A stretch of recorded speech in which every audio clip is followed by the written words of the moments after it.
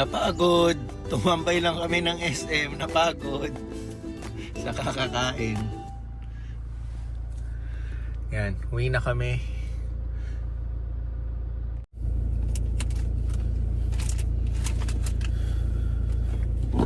Okay. August 9, Sabado. Yan nga, kakasabi ko lang. Tumambay kami ng South Mall. Nagpalipas kami ng oras dahil wala naman kami masyadong gagawin today. Si Pixar walang school today. Kakatapos lang ng week nila sa school. Tapos itong darating na week, maraming magiging ganap. Actually kagabi, sinimulan na ulit namin yung no weekend. Pumunta ako sa birthday ng tropa, nag-get together kami. Tapos today, si Teens naman umattend sa binyag ng kanyang tropa. Binyag ng anak ng kanyang tropa. Yun. So, naiwan kami ni Pixar since wala kaming gagawin sa bahay, na-decide namin tumambay dito sa South Mall. Nag-snack lang kami, tapos konting lakad-lakad, and then eto, uwi na kami, nagsawa na kami kasi paparami na yung mga tao dahil weekend. So, uwi na lang kami, tatambay, tapos tomorrow, ready, hit, go. And then, itong ang darating na week is magiging birthday week ni Pixar. Yan, excited na tong batang to. So, may school pa rin, pero ayun, magdidepende rin sa weather. Yun yung plano namin sa birthday niya. Magdidepende kung may parating na bagyo, maganda panahon. So, may plan A, plan B na kami para doon. Thank you. So ayun, so far ngayon, maganda yung weather ngayon. Nandyan ang araw natin. Sumisikat-sikat pa. So, okay, uwi muna kami, pahinga. And then, bahala na.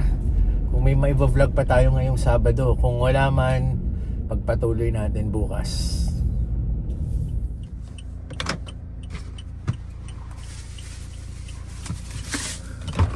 Linggo ngayon.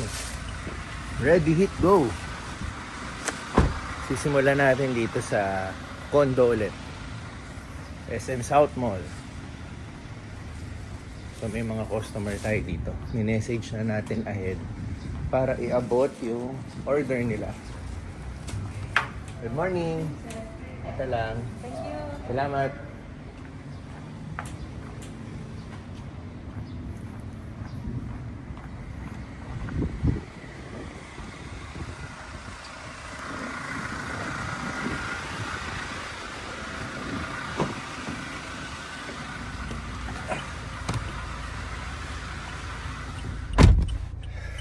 Okay, sa Alabang na tayo. May mga ilang customers kami dito sa condo, kaya naisasama na natin sa delivery. So inuna lang natin sa ruta natin. Isa ito sa inuuna natin. So ayun, umpisa pa lang naman tayo. Marami-rami pa. Siya nga pala si Richie, naka day off ngayon, kaya solo flight tayo ngayon. Pero okay lang, sanay na naman tayo paminsan-minsan. Kasi si Richie sumasama minsan kay Tinsel sa makeup, or eto nga sa case na to, day off siya. Kaya ayun. Sige, drive muna tayo.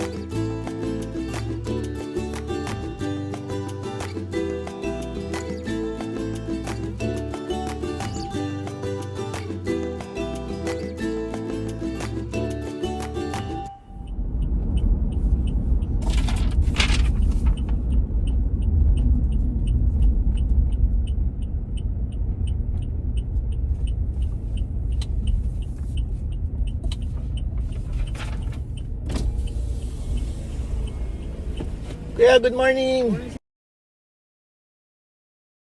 Pagkain.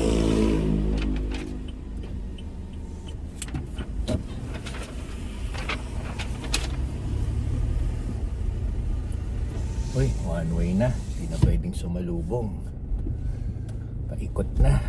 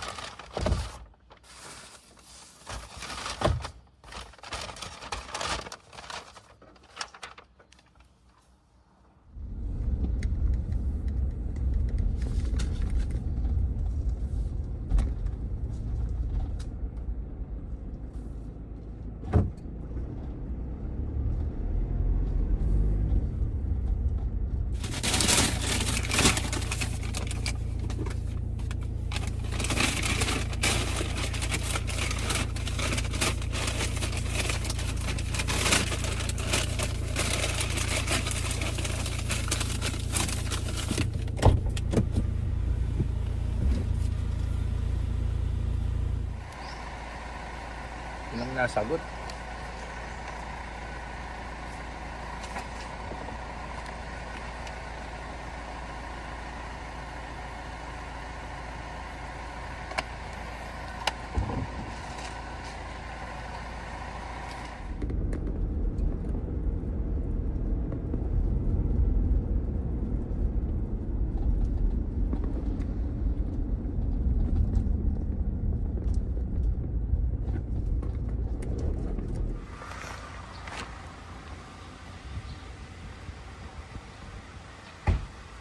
Morning. Pwede pa yan? Oh, online. Thank you, thank you. Pa-freezer na lang. Oh, thank you. Salamat.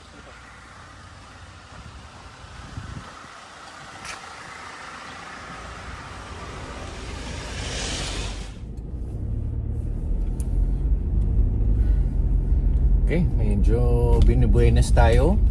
Karamihan ng mga customer natin lumalabas agad ng bahay.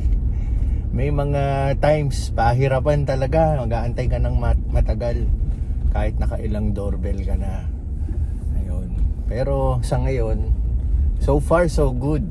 Ayun, hindi tayo masyadong nag-aantay ng matagal. Mga isang doorbell lang natin may lalabas agad. Ayun. Ang Ready Hit Go pala namin, talagang nasanay na kami every Sunday ang delivery namin, Sunday morning. Yan, yung mga clients namin, alam na rin nila yung schedule. So, hindi na namin siya binago. May times, ginagawa naming Sabado. Depende sa sitwasyon. Pero, mga rare lang yung mga ganong pagkakataon. Pero, most of the time, every Sunday morning ang ating delivery. Kasi sila, mostly ng clients natin, ina-assume lang namin, no, yung mga ino-order nila ng Ready Hit Go sa atin. Yun ang ginagawa nilang tanghalian sa kanilang Sunday lunch. Yan. Yung iba, pag sobrang daming order, malalaman mo, no, pwedeng pang isang lingguan nila. Tapos pag isang ulam lang, maraming order, makikita mo na, ay, baka isang kainan lang to, no. Ayun. So, ayun.